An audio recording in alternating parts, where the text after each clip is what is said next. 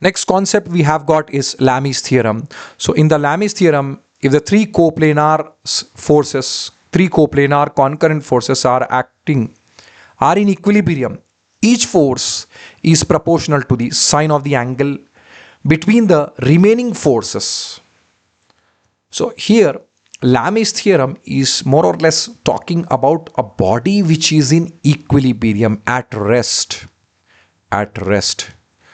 And parallelogram law of vectors, it is only giving us the insight about how two coplanar non-collinear forces could be replaced by a single force. That's the resultant. But here, how that body can be brought to rest and how we can apply the force so that the body is in rest. Or more or less, it talks about the neutralization of force, the other two forces. Neutralization in the sense we are removing the effect of those. And body, the null force, the amount of forces or summation of forces acting on a body is actually equal to 0.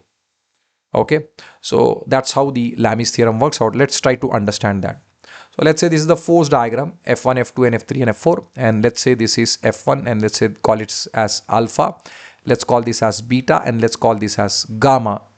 These are the angles. And here if I take up the forces, that is, if I take up the forces, let's say this is F1 and the F2 should be placed at the head of F1. F2 is placed like this.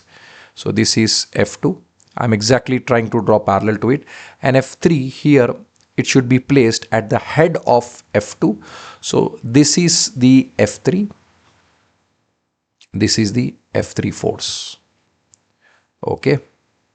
So here if we try to understand the angle between F1 and F2, the angle between F1 and F2 is actually gamma. So this is gamma, angle between F1 and F2. So, sorry, here the exterior angle should be gamma and this should be 180 minus gamma. So this comes out to be as gamma and the internal angle is 180 minus gamma. And same way between F2 and F1, between F2 and F3, sorry, between F2 and F3, it's alpha. This is alpha and this comes out to be as 180 minus alpha. And between F1 and F3, we find it as beta. So the angle comes out to be as 180 minus beta.